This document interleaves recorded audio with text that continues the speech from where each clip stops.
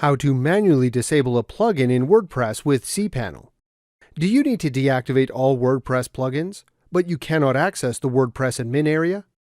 During WordPress troubleshooting, it is better to deactivate all plugins and then reactivate them one by one. But what if you cannot access the WordPress admin area to deactivate the plugins? In this method, you will need to use the File Manager option in your WordPress hosting control panel. To log in to the administrator panel, we will need to connect with a cPanel account.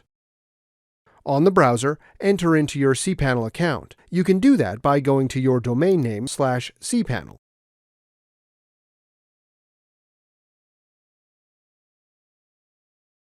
Log into your cPanel. Click on File Manager. Go to the path of your WordPress install. This is usually on public_HTML, but it can be a different path. Open folder WP-content. Here you will see the folder Plugins. Open Plugins folder. Here you will see all plugins. If you know the plugin that is causing the error, go with the mouse over that plugin. Right-click on that plugin. Click Rename. Add a letter or number after the name of the plugin. I will just put a 2 after the name of this plugin. After you do that, go to the administration panel site and refresh. If the site is working, then you fixed the problem. But what if you still have problems? Let's go to the Plugins folder.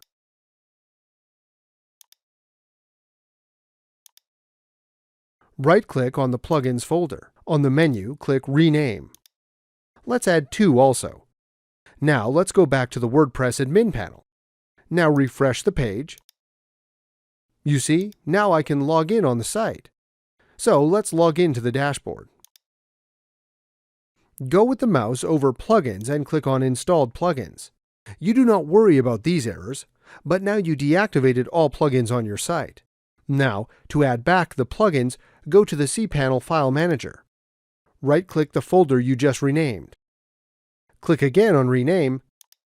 Delete the 2 figure. Perfect. Now let's go back to the WordPress dashboard. Refresh the page. You will now see the full list of plugins. You will have to activate every plugin one by one. This way, you will see exactly what plugin gets you the error. You see now an error. This is the plugin that was causing the error. Now, activate all other plugins and your site should be fine. This is how you manually disable a plugin in WordPress with cPanel. If this was useful, please like, share, and subscribe.